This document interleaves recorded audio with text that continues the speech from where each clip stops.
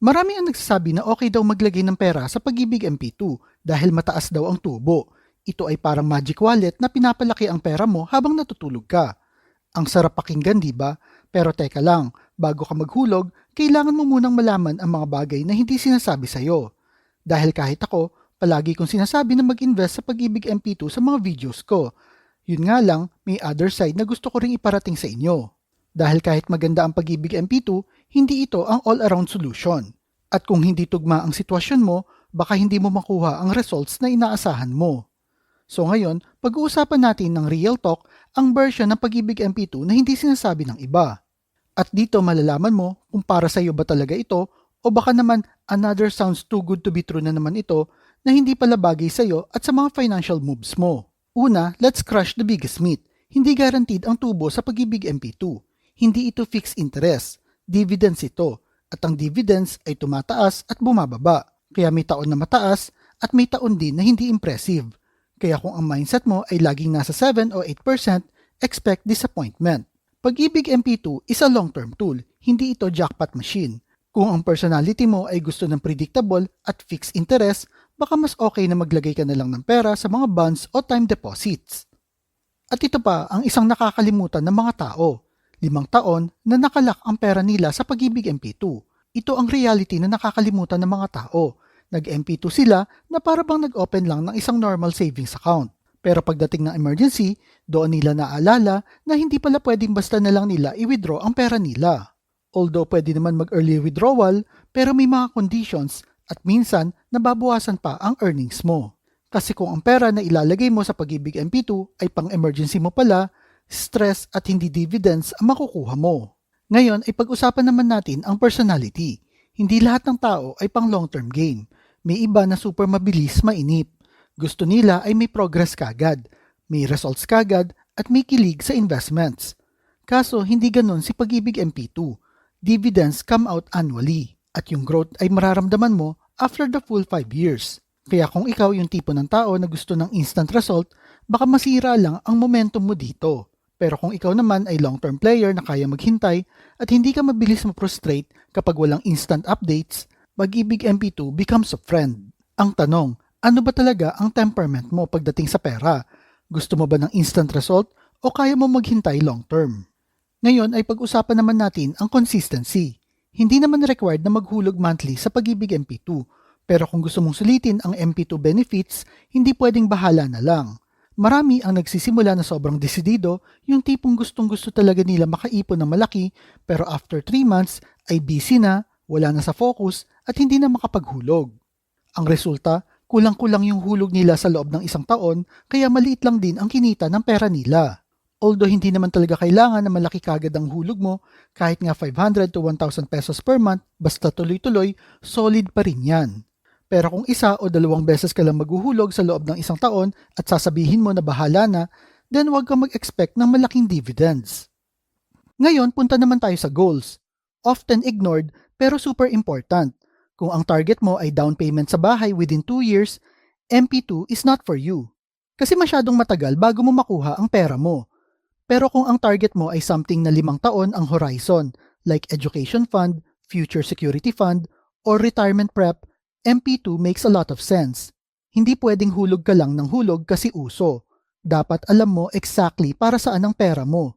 Kapag may direction ng intent, nagiging committed ka. Kapag wala, mabilis ka mabobore at mawawala ang drive mo. Marami din ang iniisip na dahil tax-free ang dividends, MP2 is automatically the best investment.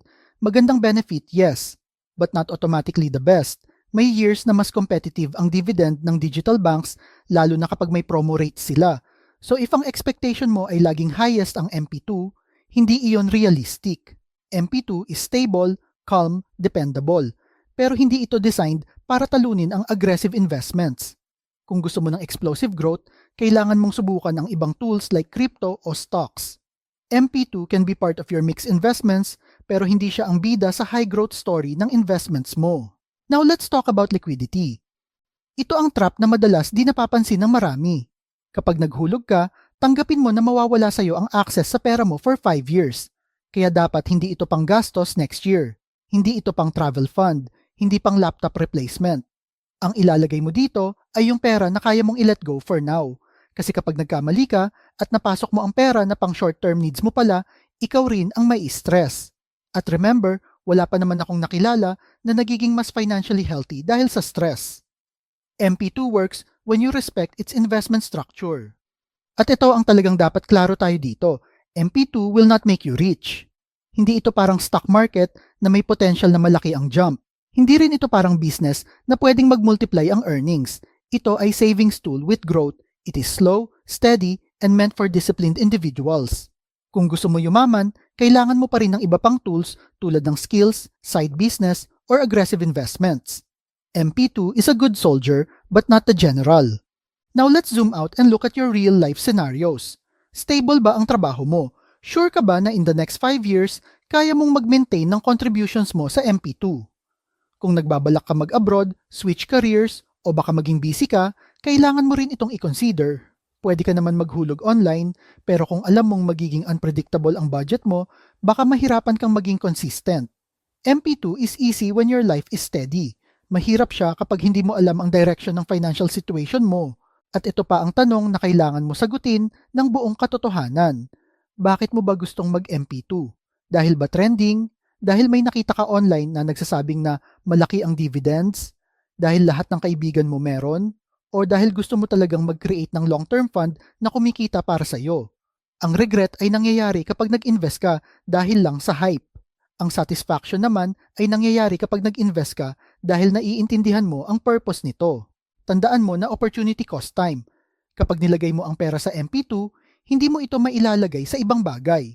Kaya tanungin mo ang sarili mo. Ano ang mas mahalaga para sa'yo ngayon? Stability or potential higher returns? Baka kasi yung perang ihuhulog mo sa MP2 ay pwede mo itong gamitin pang start ng negosyo o pang upskill para makakuha ng magandang trabaho o pang grab ng opportunity. Pero kung gusto mo talaga ng low stress at predictable na growth pattern, MP2 is a safe place. Ang importante ay bago ka maghulog sa MP2 ay iniisip mo ang magiging kapalit nito. Siyempre may mga taong hindi pa dapat mag-MP2. Hindi pa sa ngayon, pero someday pwede. Kung wala ka pang emergency fund, hindi ka pa ready. Kung may high interest debt ka, definitely unahin mong bayaran ang utang mo. Kung unstable ang income mo, mahirap mag-commit at maging consistent. At kung impulsive ka at hindi ka sanay maghintay, baka ma-frustrate ka lang. Hindi ito isang insult, kundi ito ay self-awareness. At ang pagkakaroon ng self-awareness ay mahalaga bago ka pumasok sa kahit anong investment. At ito na ang last point ko. MP2 should not be your main investment. Hindi ito dapat ang alpha. Hindi ito ang star player ng investment portfolio mo. Ito ay support player sa financial team mo. Ang tunay na magpapatatag sa finances mo ay emergency fund, skills, side income, business ventures, at diversified investments. MP2 is the quiet growth in the background. At yun ang beauty nito. Tahimik pero reliable. Hindi dramatic pero steady.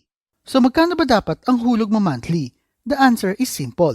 Maghulog ka lang ng amount na hindi ka nabibigatan. The win is consistency, not the size. At wag mong i-compare ang sarili mo sa mga pinapost ng ibang tao sa social media. Tandaan mo na hindi sila ang nagbabayad ng bills mo. Hindi nila alam ang struggles at mga responsibilities mo. Ang kailangan mo ay makabuo ng system na tugma sa capacity mo. Dahil ang tunay na investor ay yung hindi magaling lang sa simula, kundi kaya niyang maging consistent kahit maliit lang ang kaya niyang ihulog. At ngayon, sagutin na natin ang final question.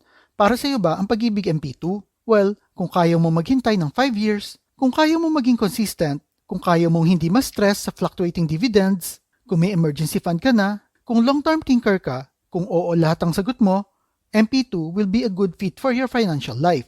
Pero kung hindi pa, okay lang yan. Hindi ka behind, hindi ka rin late. You are just preparing for the right time.